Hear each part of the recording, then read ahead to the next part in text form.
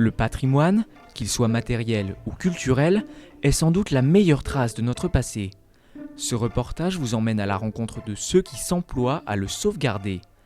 En immersion dans les coulisses de l'entreprise Socra, qui restaure des œuvres d'art depuis 1963, à la découverte de la marqueterie d'art de Sylvain Bulot, ou au contact de ceux qui s'engagent pour sauver une chapelle abandonnée. Eux, ce sont les gardiens du patrimoine.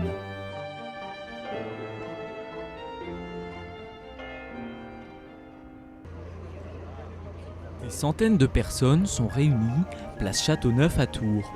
Regards émus, chants, applaudissements. En ce 15 octobre 2016, les Tourangeaux célèbrent le retour de Saint-Martin, leur protecteur fraîchement rénové. C'était la première fois, depuis sa pose en 1889, que le saint avait quitté son dôme. Il le retrouve 2 ans et demi plus tard, après des travaux de consolidation de la basilique. Le retour d'un véritable symbole de la ville de Tours.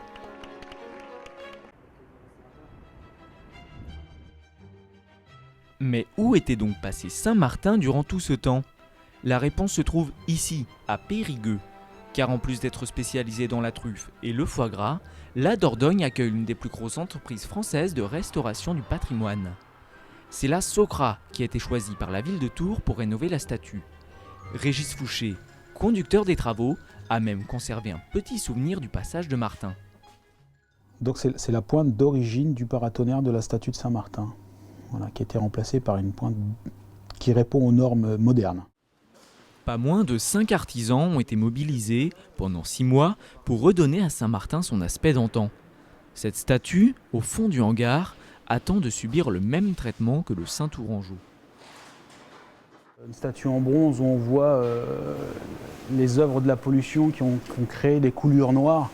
Et notre métier en particulier, comme sur Saint-Martin, a été de conserver cette belle patine verte et d'enlever uniquement ces traces noires pour arriver à une restauration pérenne. Et vraiment, on a vraiment une œuvre qui correspond à l'image de Saint-Martin comme il est arrivé à son début. Cela fait maintenant 10 ans que Régis Fouché travaille à la Socra. Plus qu'un métier, c'est une véritable passion qu'il voue au patrimoine architectural français, mais aussi mondial.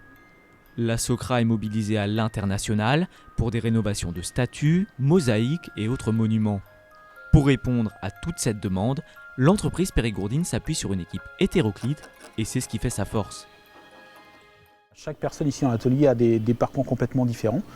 Donc vous avez des gens qui ont fait du design, vous avez des gens qui ont fait de l'archéologie, vous avez des gens qui ont fait de la soudure, vous avez des gens qui ont fait plein de profils, mais quand on met tout ça dans le même panier, ça fait une équipe assez efficace, ce qui permet aussi d'évoluer beaucoup et on a un métier qui devient plus qu'un métier, ça devient plus une passion qu'un métier.